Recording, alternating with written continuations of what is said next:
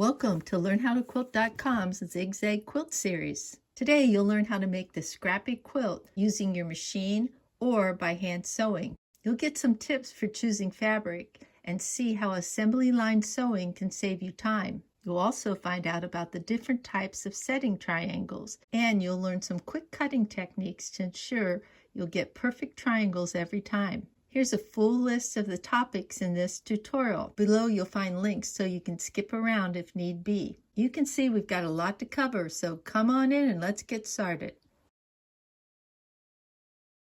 You can download these free handouts by using the links below, or you can go to LearnHowToQuilt.com, click on Free Patterns, and then Quick Quilts. Scroll down to the Zig Zag quilt. This quilt, you'll be cutting 35 of these 3.5 inch by 6.5 inch rectangles. So you'll need to gather some scraps that are at least this size. Or you can purchase 1/8 yard of fabric. For the background, which I call the light fabric, you'll need 1 yard and 3/8 fabric. Solids or tone-on-tone or small prints work best. You'll want to stay away from directional fabric like this. Now, I really like these needles and pins for that I Spy theme, but this just becomes too busy of a fabric when cut into smaller pieces, especially these triangles here. You'll also need fabric for backing, batting, and binding.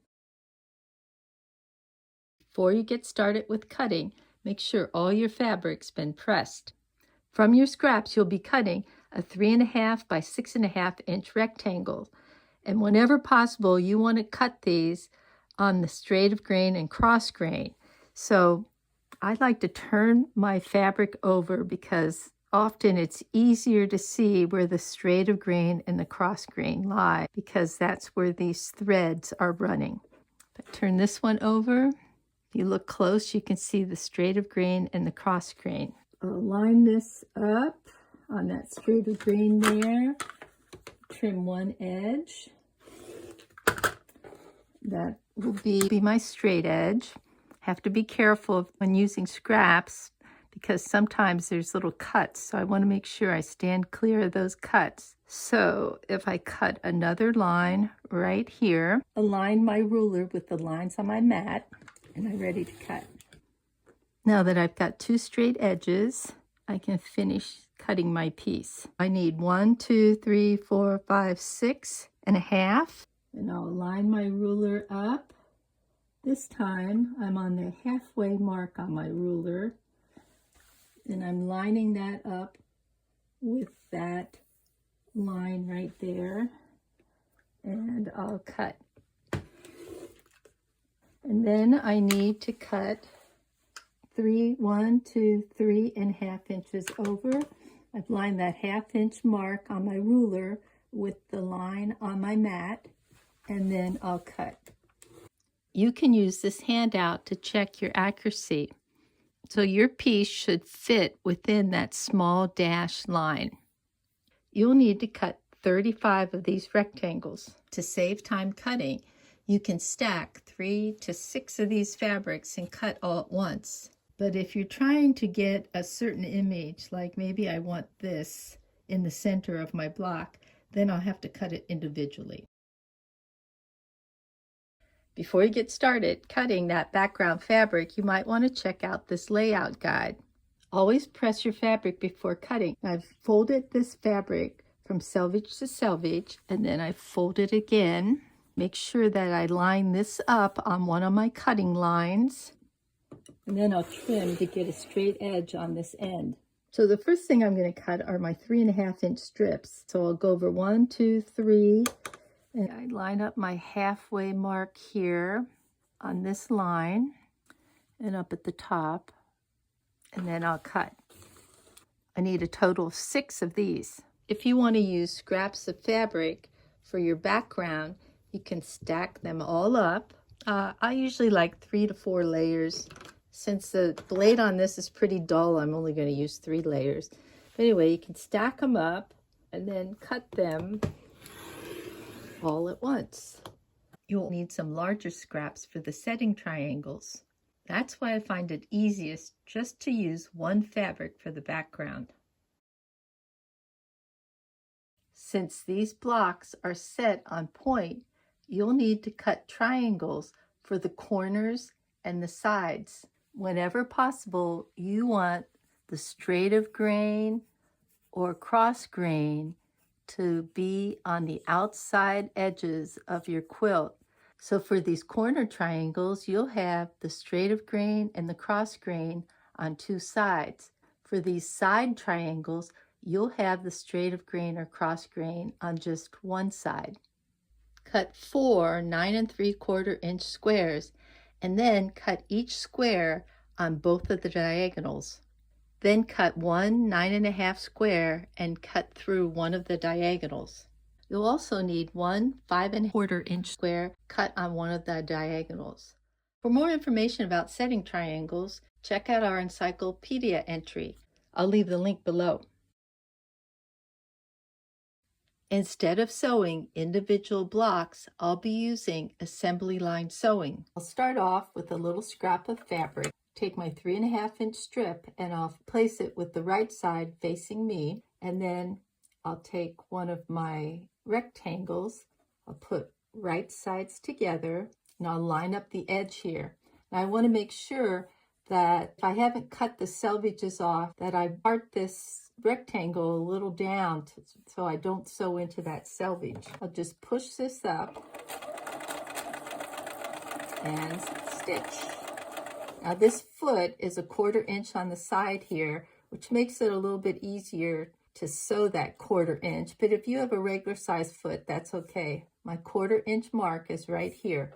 I'll just follow that along. I don't like to use pins, but it's okay if you're more comfortable using them while sewing. When I get to the edge here, I'm going to pick up my next rectangle, put right sides together.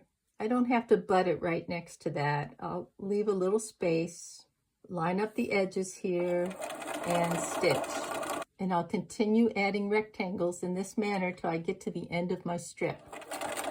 You'll be able to fit 6 rectangles on each strip. After sewing, you want to register your seams by pressing down on those threads and then pull back the dark and press. So if you lay the dark on top, when you pull it back, you'll be pressing the seams towards the dark. And this is what it looks like on that side. Press towards the dark. Some folks prefer to lay out their rectangles first and then take a photo for reference. To ensure that each rectangle gets sewn properly, you'll want to stack them based on the side to be sewn, as seen by these arrows. I want the dogs on this fabric to end up in this direction rather than this way. I'll need to sew the rectangle to the strip on the side marked by the arrow. Stack your rectangles with all the arrows going in the same direction. I picked up the top row, brought it to my machine, and made sure that that arrow was closest to my needle. Then I'll place a strip with the right side facing up, then flip this over so that the right sides are together, and then stitch. I'll continue in this manner till everything's been sewn. You want to line up your rectangle with one of the horizontal and vertical lines on your mat, and then cut. This block is going to be 1, 2, 3, 4, 5, 6.5 inches. So I want to line this line up with the halfway mark on my ruler at the bottom here and at the top. And there's my 6.5 block. Move this over. So I've lined up the horizontal and the vertical lines here. And I'll continue in this manner till all of my blocks have been cut out. You might want to use this handout to double check the accuracy of your block. So take my block, I'll fit it in here, and that block should fit inside the dashed lines. If you want to hand sew your blocks, you won't be able to assembly line sew. You'll have to sew each set of rectangles individually with 1/4 inch seams. Before you begin sewing, you'll want to mark at least one of those rectangles with your 1/4 inch seam. You can do that by using a ruler and a pencil. Just measure 1/4 inch over from the edge and mark it. Or some people prefer to mark with 1/4 inch tape. And then this tape can be reused on your next block. So after you get at least one of the seam allowances marked, you want to put right sides together, line up your pieces, and you'll want to pin. Take a single strand of thread, knot it on one end, and then begin stitching. I like to put a number of stitches on my needle. You want those stitches to be small stitches. Try to make them the same size if possible, and you continue stitching in this manner across your line. Now, sometimes when I'm teaching children to sew, they have a hard time making smaller stitches. It looks like I'm having a hard time too, but anyway, so what I do is if they insist on making larger stitches, so that's about about a 1/4 of an inch. So if they're making these 1/4 of an inch stitches, that's too big when you're stitching two pieces together. So after they get to the end of the line, what I have them do is come back and stitch between this stitch. So I'm coming back, and here's my stitch, and if I go between in the middle of that stitch, and then if I come up in the middle of the next stitch, and then go down in the middle of the next stitch, and so on, then you'll get those smaller stitch length. When you get to the edge of your patchwork, you'll want to knot your stitches. The way I do that is I just take a little bite of fabric, just enough so I can get this loop here. And once I have the loop, I go through the loop, and I do that 2 times. Clip your threads. I'll take this over to the ironing board and press my seam towards the dark. After making 35 of these blocks, you'll sew them together and then follow the directions for finishing the quilt top. Use this handout as a reference when laying out your quilt, or refer to your photo. Sew the blocks together in diagonal rows. If you'd like more detailed instructions about sewing these rows together, please check the first video in this series. I've left the links below. Press towards the side with the single rectangle. So in this case, this is a single rectangle, and it's a light. In this case, this is a single rectangle, and it's a dark. Add the side triangles. Sew the rows together, making sure to match the intersections. Add the corners to your quilt, and then sew the 2 3/8 inch strips together. Use this long strip to measure through the center. Cut off any extra and then stitch to the side. Here's my finished quilt. For the backing, I went with a Western look, since this is a gift for a new cowpoke living in South Dakota nearby the Corn Palace.